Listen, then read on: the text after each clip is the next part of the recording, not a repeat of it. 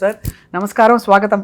నమస్తే అండి. Doctor PV Rao గారు, ఇప్పుడు అడగబోతున్న ప్రశ్న, అందరూ చక్కెరని విలన్ లా చేసేసారు. ఎలాగైతే బియ్యం మామూలు మన సోనా మసూరి బియ్యం విలన్ అయిపోయిందో, మన జీవితంలో చక్కెర చూస్తే విషం చూసినట్టు చూస్తున్నాం. చక్కెర ఉదాహరణకి మనకి సోడా కార్బొనేటెడ్ బెవరేజెస్ లో కూడా దాని శాతం ఎంత, దీనిపై అసలు ఎన్ని వీడియోలు చూశాను నేను కూడా, ఎంత మందితో మాట్లాడాను. ఇదిగో చక్కెర తీసుకొచ్చాను సార్. శుభకార్యం జరిగితే మన ఇంట్లో మీఠా కరోన్ ఇస్తున్నారు.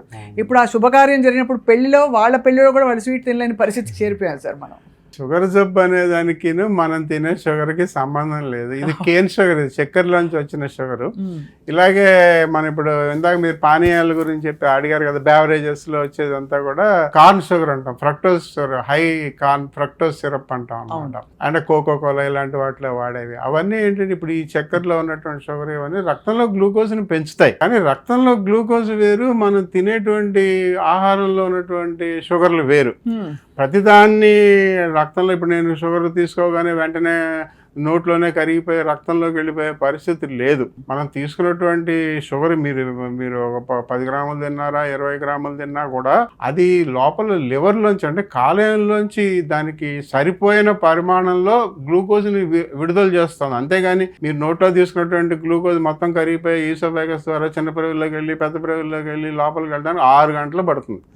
కాబట్టి మీరు తీసుకున్నటువంటి షుగర్కి మీ రక్తంలో ఉన్నటువంటి షుగర్కి సంబంధం లేదు.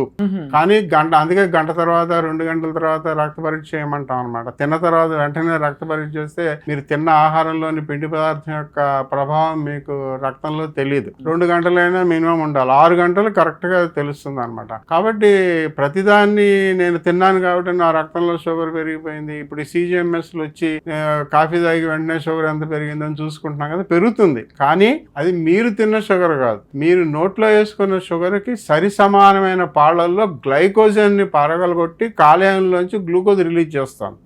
వీడు ఎలాగో తినబోతున్నాడు, తిన్న గ్లూకోజ్ మనకు వస్తుంది కాబట్టి అది మనకి అధికం కాకుండా ఉండడానికి మన లోపల స్టోర్లో ఉన్నటువంటి గ్లూకోజ్ని అది రిలీజ్ చేస్తుంది అనమాట. అలా ఆలోచించుకోవాలి. ప్రతిదాన్ని కూడా డైరెక్ట్గా ఆలోచించకూడదు, ప్రతిదానికి ఇండైరెక్ట్గా ఆలోచించాలి.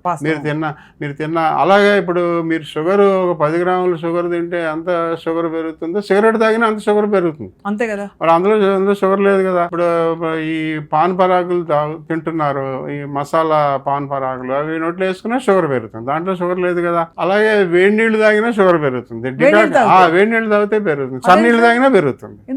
అది లివర్ దాన్ని ఆలోచిస్తుంది. వీడు తీసుకునేటువంటి ఆహారాన్ని మనం జీర్ణం చేయడానికి, జీర్ణక్రియకి సరిపోయినటువంటి గ్లూకోజ్, మరి శక్తిని రిలీజ్ చేయాలి కాబట్టి గ్లూకోజ్ రిలీజ్ చేస్తుందని లివర్ చాలా తెలివైన అవయవం శరీరంలో కాలేయం. మీరు చేయబోయే ప్రతి కార్యక్రమాన్ని అది ఊహిస్తుంది కూడా. మీరు తినకపోయినా మీ దగ్గర స్వీట్ వాసన వచ్చింది అనుకోండి, వీడు తినబోతున్నాడులే అని చెప్పి అది లోపల గ్లూకోజ్ రిలీజ్ చేస్తుంది. అలా వాసన వచ్చినా కూడా, మీరు తీపి వాసన వచ్చినా కూడా మీకు అక్కడ కాలేయంలో గ్లూకోజ్ రిలీజ్ అవుతుంది.